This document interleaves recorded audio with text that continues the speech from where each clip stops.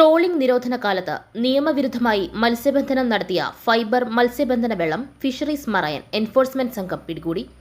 നിരോധന കാലയളവിൽ പരമ്പരാഗത മത്സ്യബന്ധന യാനങ്ങൾക്ക് സമുദ്രോപരിതല മത്സ്യബന്ധനത്തിന് അനുമതിയുണ്ട്.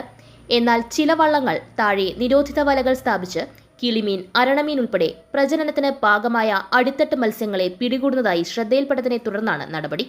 സ്വകാര്യ വ്യക്തികളുടെ സ്ഥലത്ത് പ്രവർത്തിക്കുന്ന സമാന്തര ഹാർബറുകളിലാണ് അനധികൃതമായി ഇവർ മത്സ്യങ്ങൾ ഇറക്കുന്നത്. ഈ സാഹചര്യത്തിൽ അഴീക്കോട് ഫിഷറീസ് മറൈൻ എൻഫോഴ്സ്മെന്റ് സംഘം തീരക്കടലിലും ഫിഷ് ലാൻഡിംഗ് അഴിമുഖത്തും ഹാർബറുകളിലും വ്യാപക പരിശോധന നടത്തിവരുന്നതിനിടയിലാണ് തിരുവനന്തപുരം പൊഴിയൂർ സ്വദേശി ഡേവിസ് എന്നയാളുടെ ഉടമസ്ഥതയിലുള്ള ദീപം എന്ന മത്സ്യബന്ധന വെള്ളം പിടിയിലായത്.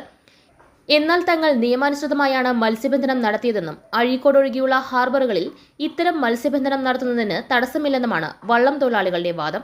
തൃശൂർ FEO മനോജ് CK റിപ്പോർട്ടിന്മേൽ തൃശൂർ ജില്ലാ ഫിഷറീസ് ഡെപ്യൂട്ടി ഡയറക്ടർ നിയമ നടപടി സ്വീകരിച്ച് പിഴ ചുമത്തും.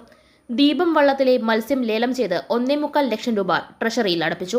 Fisheries station assistant director doctor C. Seema, marine enforcement and vigilance വിഭാഗം ഓഫീസർമാരായ VN പ്രശാന്ത് കുമാർ, VM ഷൈബു എന്നിവരുടെ നേതൃത്വത്തിൽ CSIQ guard Nishad, Krishnaprasad, Shihab, driver Ashraf പേബസാർ എന്നിവരുൾപ്പെട്ട സംഘമാണ് പരിശോധന നടത്തിയത്.